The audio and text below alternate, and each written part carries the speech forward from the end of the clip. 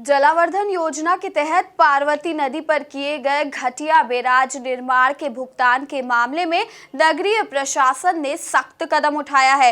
नगरीय प्रशासन ने नगर पालिका सीएमओ और इंजीनियर को निलंबित करने की कार्यवाही की है। देखिए रिपोर्ट। दरअसल पार्वती नदी पर किए गए घटिया बैराज निर्माण किया गया। शिकायतों के बाद भी नपा सीएमओ संतोष पाराशर और इंजीनियर मिश्लेश दीक्षित लापरवाह बने रहे और ठेकेदार को भुगतान कर दिया। इस मामले में विधायक राज्यवर्धन सिंह ने उच्च स्तर पर मामले की शिकायत की तो दोनों अधिकारियों पर जांच शुरू हो गई। जांच में हकीकत सामने आने पर दोनों पर निलंबन की कार्यवाही की गई। ये पूरे नरसिंहगढ़ शहर को मालूम है कि मैं नरसिंहगढ़ शहर के विकास के लिए जब से विधायक बना हूँ, मैं पूरी कोशिश कर रहा हूँ कि जनता ने जब मुझे चुना है तो नरसिंहगढ़ नगर की जनता का मैं ऋण कैसे चुकाऊँ।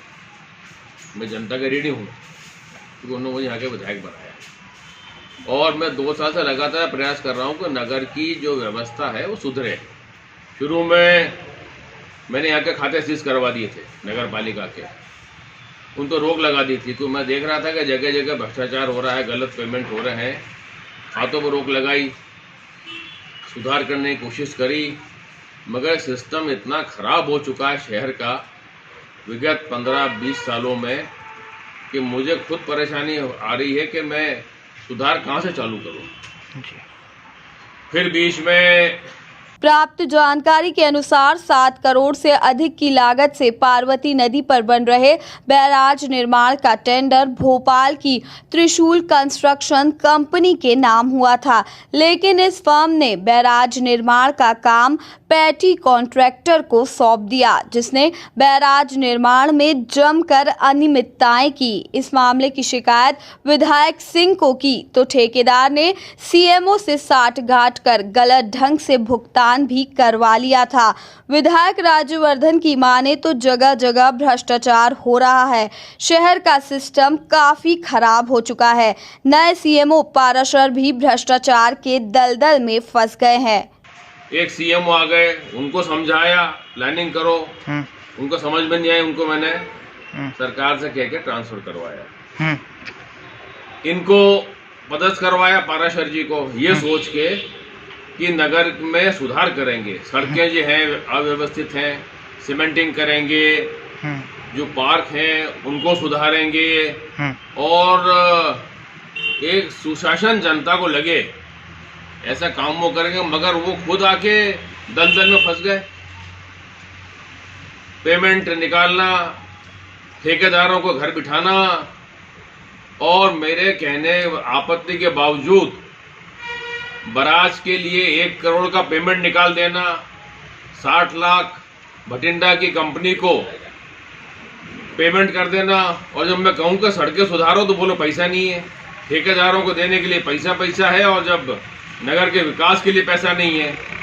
200 रुपये कम करो जो आपने लगा रखे हैं वो कम नहीं हुए। बैराज का भ्रष्टाचार पकड़ने के बजाय पेमेंट अलग करवा दिए बैराज वाले को।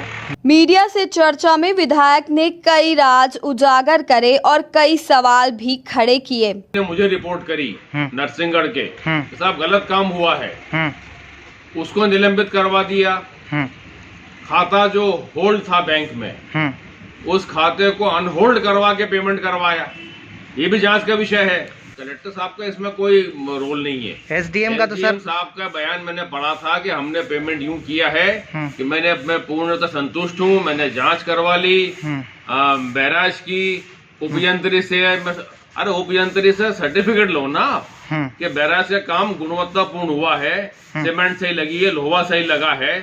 और ये भी जांच का विषय मुझे कल मालूम पड़ा कि 6.5 करोड़ की डीपीआर लगा के बैराज का पास करा लिया, जबकि एक बैराज ऑलरेडी 200 मीटर दूर बना हुआ है। जी। जब एक बैराज बना हुआ है पार्वती पे तो दूसरे बैराज की क्या जरूरत पड़ गई थी?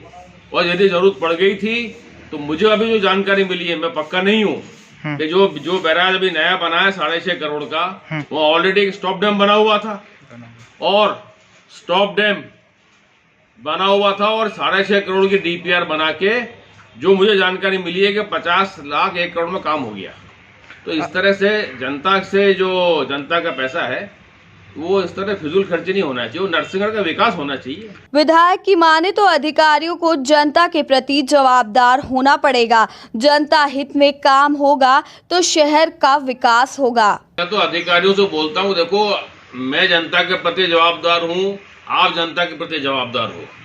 यदि हम दोनों मिलकर जनता के हित में काम करेंगे ईमानदारी से तो जनता खुश रहेगी, क्षेत्र का विकास होगा, शहर का विकास होगा।